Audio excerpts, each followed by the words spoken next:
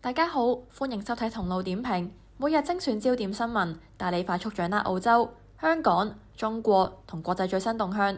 記得訂閱埋同聲同路人，咁就唔會錯過我哋更新㗎喇。已解散嘅支聯會前主席李卓人同前副主席鄒幸彤被控煽動他人顛覆國家政權案件，今日喺西九龍裁決法院裁決，法庭裁定支聯會李卓人同鄒幸彤罪名成立。法官李運騰表示，控方已喺毫無合理疑點下證明李卓人同鄒幸彤曾經唆使他人以非法手段推翻或者破壞中國憲法所確立嘅根本制度，並以顛覆國家政權為目的。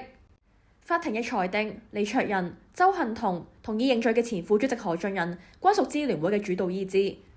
按照歸責原則，三人嘅違法意圖同行為可視為支聯會本身嘅意圖同行為。案件審訊歷時22日，三名被告均否認控罪。案件將進入求情同判刑程序。67歲嘅恒大創辦人許家印20日喺深圳法院一審被判處無期徒刑，沒收全部個人財產。許家印今年4月已認罪，承認涉及財務造假、隱瞞債務、集資詐騙、欺詐發行證券同挪用資金等罪行。恒大集團亦被判罰款超過20億歐元。恒大曾經係中國房地產高速發展嘅象徵，但集團依靠大量借貸擴張。2020年負債已經超過3000億歐元。其後中國政府推出3條紅線限制房企借貸，恒大資金鏈斷裂並引發房地產危機。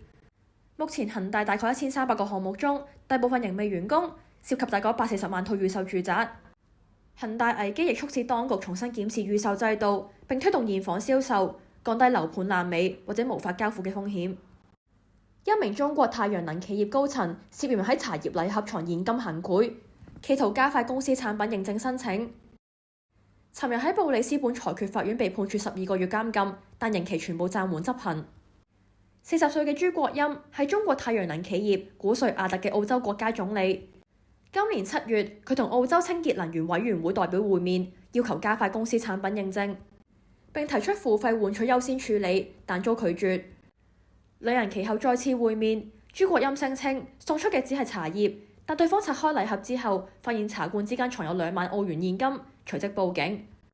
裁判官表示，商業環境必須公平競爭，任何企圖透過利益交換取得商業優勢嘅人都必須受到懲罰。維州一間家庭日託機構因為涉及多項兒童安全問題，被維州幼兒教育監管機構勒令旗下65個日託處所即時關閉90日。另外有4名教育工作者被暫停職務。